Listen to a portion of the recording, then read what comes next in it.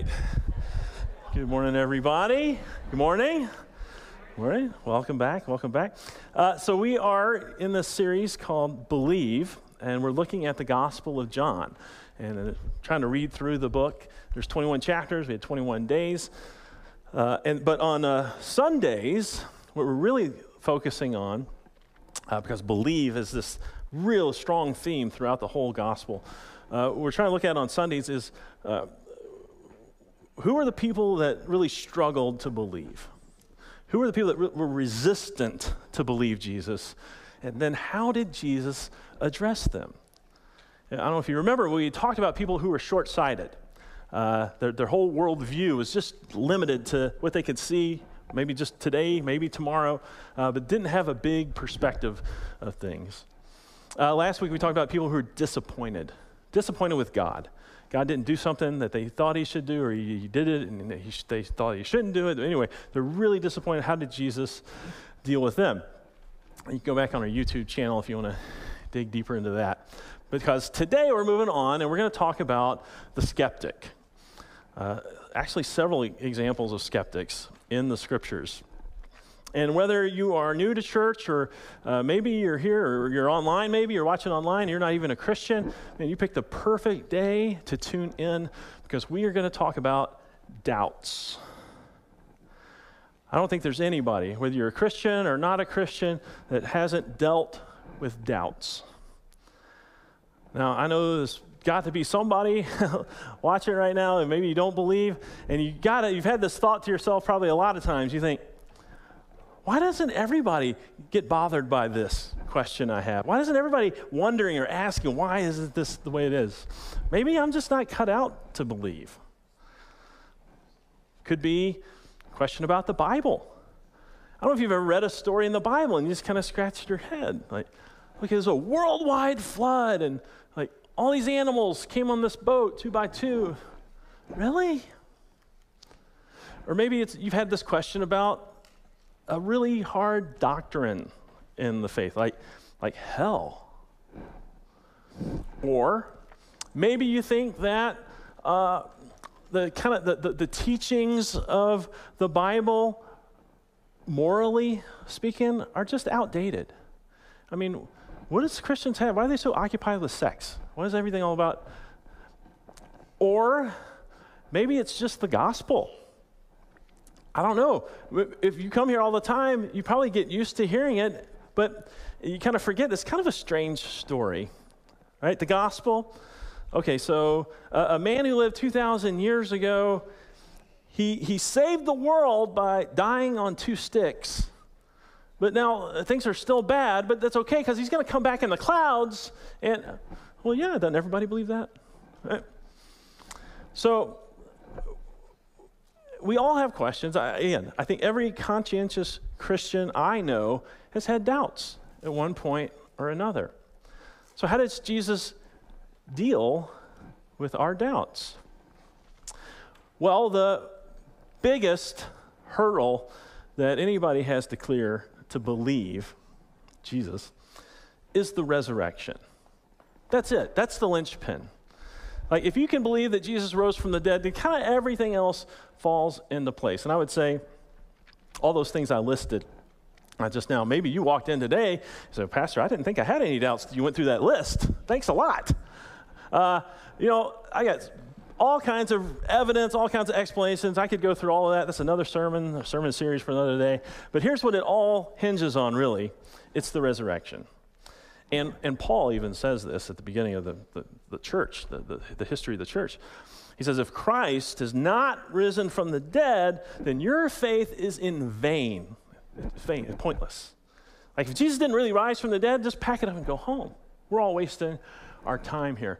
And I challenge you to find any religion in the world that puts their linchpin on the headline and says, okay, you pull this out and everything comes down like a house of cards. You pull this out and the whole Jenga stack just crashes to the ground.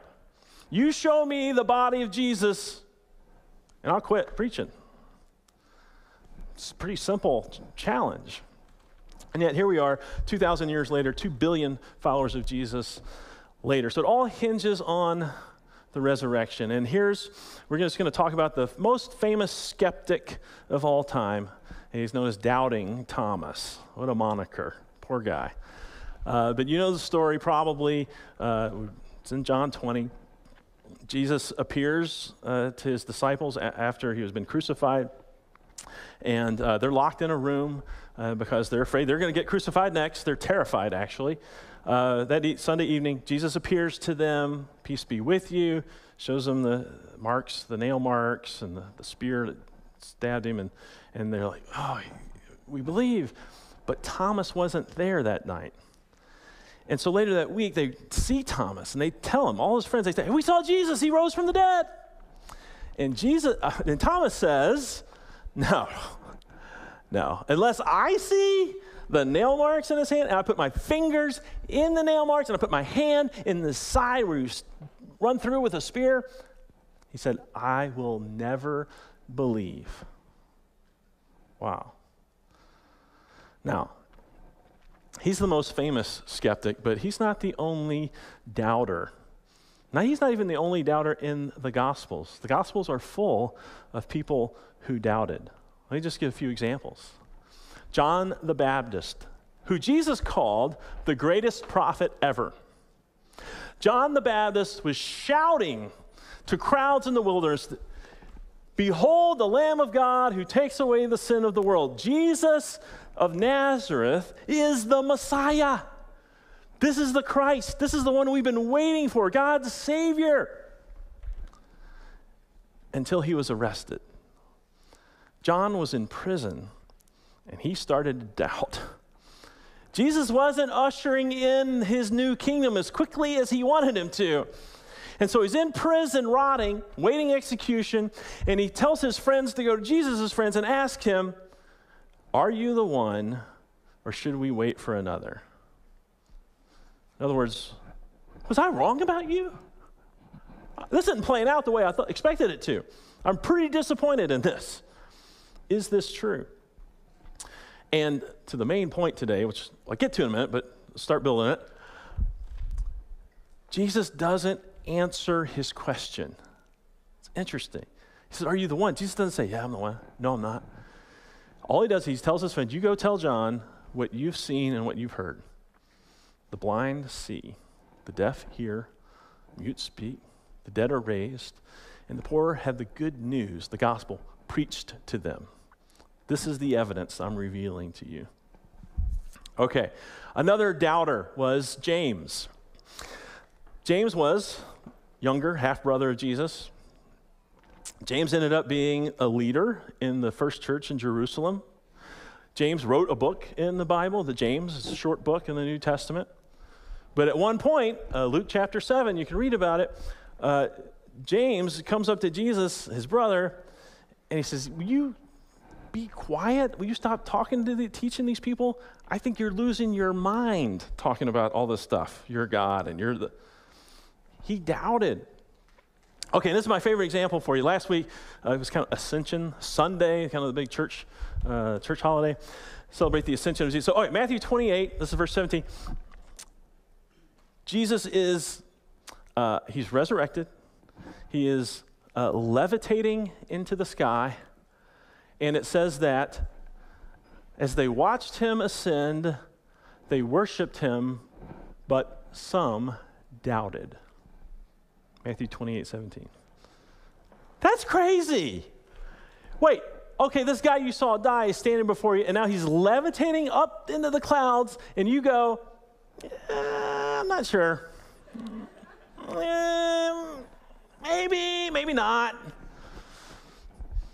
Yeah, I think I'm just going to keep on being an agnostic for a little while longer. I'm not sure. Okay, but that's a little, again, to the point. The evidence is there. So there's got to be something else at play when we are resistant to believe, when we have big doubts. Another example of that evidence, you go back to Exodus, the Old Testament, Israel. God parts the Red Sea. They walk through the the dry seabed, the wall of water on each side of them. They make it all the way across. They get out of back up on the shore. Pharaoh's army is coming after them, and all of a sudden the walls of the water just wipe out the horses and chariots. And then weeks later, the same people are out in the desert and they're hungry. And you go, God just brought us out here to starve to death in the desert. I can't believe he would abandon us like this. I'm like, remember and the army? Okay. Beyond the evidence, right? There's something at play here. And John, when he tells the story of Thomas, he puts here in chapter 20, it's at the very end of the book, because I think it's the greatest example, right, of people who were resistant to believe, but they grew to believe. And John wrote this entire story about all of these people who came to believe in Jesus so that we could come to believe in Jesus. And he says, now, Jesus did many other signs, miracles, in the presence of his disciples, which are not written in this book, but these are written so that you may believe that Jesus is the Christ, that you may believe that Jesus is the Son of God, and that by believing you will have life in his name. Believe. What is causing us to be resistant to that belief? Why was it hard, first of all, for Thomas to believe? I mean, he had 10 of his friends came up to him. They said, hey, we all saw the same thing. We saw Jesus. Will that be enough? You got to understand, Thomas's mind was blown and his heart was broken. Jesus completely destroyed all the categories that he had for God. He thought the Messiah is going to come and he's going to kick the pants of the bad guys and he is going to reward the good guys. And then Jesus ended up being killed by the bad guys. Humiliating, painful death, execution. Thomas didn't have a category for a Messiah who died, for a suffering God. His mind is blown, all expectations blown up. Thomas was extremely disappointed. He had just come around, if you read through John, just come around to believing in Jesus, and then he's arrested and crucified, and it's all over like that. I'm sure he had friends that said, you're crazy for following this man around the countryside these 3 years. What? And then they were proven right. He bet his livelihood on it. He left everything, and it's all gone now to follow Jesus. I don't know if that resonates with you. Has God ever not met your expectations? Has God ever disappointed you by what he did or maybe by what he didn't do? Blew your mind, broke your heart because of resistance to believe. Well, let's pick it up for Thomas. 8 days later, his disciples are inside again, but Thomas is with them this time. And although the doors were locked, Jesus came and stood among them and said, peace be with you. That's kind of an odd thing to say. Peace, probably not the first emotion they felt. I don't know if you imagine, they're in a locked room, man is dead, appears to them, says, peace be with you. I don't know, it'd be like you're at home at night, your house is all locked up, lights are off, you roll over in the bed, and you see me standing there staring into your eyes. Peace be with you. I don't think peace would be the first emotion that I would feel right there. So he said, calm down, guys, calm down. It's me. And he turns immediately to Thomas. He says, put your finger here and see my hand. And put your hand out and place it in my side. Do not disbelieve, but believe. Now, how did Jesus know what to say to Thomas? How did he know? Jesus wasn't there when Thomas was having this conversation with the disciples in between those 2 Sundays that he appeared to them. So I think we missed something here that's pretty cool. I think we normally think, well, Jesus showed him his hands and his side, and Thomas believed. No, I think that was just the icing on the cake. I think right there in that moment, Thomas realized the resurrected Jesus is omniscient. He knows everything. He knows what's in my heart. He knows the doubts I have, the questions, the burning questions I have that are hindering me from believing. He is omnipresent. He sees everything that happens. He hears everything that is said in the world. These are the definition of God. This is who God is. He is omniscient, omnipresent, omnipotent, all-powerful.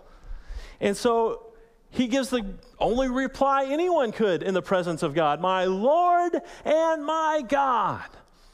And in that moment, Thomas is saying, I don't need to understand it all. I don't need to call the shots. You're God. I'm not. So Jesus said to them, you have believed because you have seen me? Blessed are those who have not seen and yet have believed. He's talking about the future, all of us. Now, doubting Thomas, he would go on to share this good news with people in India. He traveled as far east as India to share the gospel. And there he was confronted and opposed. And they said, deny Jesus, stop preaching Jesus. He said, I will not. They said, do it, go home or we're going to kill you. He said, I'm not going to deny Jesus. And so they ran him through with a spear. See, the reason that, and let me just say, maybe we shouldn't call him Doubting Thomas. Maybe we should call him Overcoming Doubting Thomas. Poor guy, gets a bad rap. So the reason that we struggle with doubts, the reason that we are resistant to believe, it's not for a lack of evidence. You notice when Jesus, again, when he replied to Thomas in that moment, he didn't answer Thomas's questions about, he didn't try to explain to him why he had to be crucified. He didn't explain to Thomas why he didn't overthrow the Romans right now and why he allowed them to arrest him. He just revealed himself as God. I know everything. I see everything. I have power over everything, even power over death. Right? Only the author of life could have power over death. He's God. And Thomas said, I'm going to quit. When he said, my Lord and my God, he said, I'm going to quit demanding an explanation and I will submit to your revelation. Because whatever God explains to us, whatever question he answers, it's going to open up 3, 4, 5, 10 more questions. We're human. That's the way it's going to be. We're always going to have more questions. But what has God revealed to us? So when we struggle with doubt, when we are resistant to believe, we think it's a head problem, but it's not a head problem. It's a heart problem. And the atheists, the agnostics who are honest will say the exact same thing. Aldous Huxley, he wrote the book Brave New World. He's the one who coined the term agnostic, actually. And he admits this very thing. I'm not going to read the whole thing, this first line, last line. But at the beginning he said, I had motives for not wanting the world to have meaning. I had motives. I was biased for wanting there not to be a God in the world. Why? Well, the last line, the philosophy of meaningless was essentially an instrument of liberation from a certain system of morality. In other words, he said, I don't want there to be a God because I don't want God's rules. If there's a God, he created me, he's probably got rules, and I have to follow him, and I don't want to do that way. I want to live my life. I want to have sexual laxity. He wanted whatever. I don't want there to be a world like this. So I find reasons to not believe. It's as simple as that. Yeah, I go on. There's other people I could quote. But it's not a head problem, right? It's not for lack of evidence, right? It's submitting to the revelation that God has clearly given to us. And I'll give you an example of, again, there's many doubts, but what's the big one? It's the resurrection, right? Overwhelming evidence, historical, written, archaeological, for the resurrection of Jesus. And there's many theories that have come along to try to debunk the revelation, the resurrection. One of those theories is called the hallucination theory, and it says that the disciples were in such grief, right, that through their pain, through their tears, they think they saw Jesus. Well, that can happen to people. I'm sure maybe you've had a dream with somebody dear that you've loved that has died, and the grief and the pain is so much, and you have dreams about these people. But 11 people seeing the same thing all at the same time? Twice? Two different? And then other people remember the conversations that you had with that person. That's like Inception level hallucination. I've seen that mind-bending movie, right? And this was long before marijuana was legalized in Jerusalem. So I find this theory hard to believe. Well, there's the willful deception theory. It says that, well, the disciples willfully deceived the people so they could be kind of the leaders of this new religion. And we do see people that do that. We see people that willfully deceive others so that they can receive benefits, especially over religious things. David Koresh, or the latest thing in the news is some Mormon left the church, started his own little cult. And anyway, terrible things with the kids that he did for his own benefit. But is that true for the disciples? Think about it for a minute. Did they receive power, prestige? Did they get rich because of the claims that they made? No. It's quite the opposite. Paul said we were the outcasts of society. They were poor. They were persecuted. Many of them were martyred. They were executed for preaching this thing. So I can't imagine. Peter's out fishing. Jesus has been crucified. Peter's out fishing, and he's like, I don't want to go back to being a fisherman. Oh, I got an idea. We'll tell everybody that he rose from the dead, and then we'll start this new religion. We'll be the leaders of this new religion, except that we'll tell people his kingdom's not of this world, and so instead of getting anything, we'll give all of our money away. And then, of course, the Romans are going to be mad because they're not worshiping Caesar. The Jews are going to be mad. We're not worshiping Yahweh. And then, so they're going to come and persecute us, and maybe if we're lucky, we'll get to die a really painful, humiliating death. And all the other disciples are like, yeah, that's a great idea. Me first. No. And Peter, think about him. Peter ultimately was crucified. That's how they executed him, crucified upside down. But remember Peter on the night Jesus was arrested when he denied Jesus 3 times in one evening? And once it was to a middle school girl he was afraid of? This Peter who denied the living Jesus is going to die for a dead Jesus? I don't think so. Another theory, the kind of alternate theory for the resurrection is the legend theory. You had the original people that were there with Jesus, and they thought he was a great rabbi, great teacher, super cool guy, loving. But then there was this other group that kind of had this other idea of Jesus. Maybe it was over time. They added these supernatural stories to the things that Jesus said and did. And it kind of grew and it kind of and they silenced the original story. And then that's kind of the legend that we have today. We have too much evidence. There's like written documents that tell us what they believed. The original apostles, John, James, Peter, Paul, the people who lived with Jesus, contemporaries with Jesus. Philippians, it's a book in the Bible. It's written in 57 AD, so we're 25 years after Jesus died. Within 25 years, Philippians, Paul quotes a hymn, a song that the early church sang. So now you're, 20 years after his death, 15 years, but it's closer because he's quoting something earlier that the church sang, which clearly worships Jesus as God and celebrates his resurrection. It was absolutely the core of the faith from the very beginning of the church. So none of those things. Again, evidence, there's no lack of evidence for anything that we've talked about today. For the first list, certainly for the resurrection. So I'm asking everybody to just be honest with yourself. If you don't believe, what is the real reason? What are you disappointed in? What is the question you have?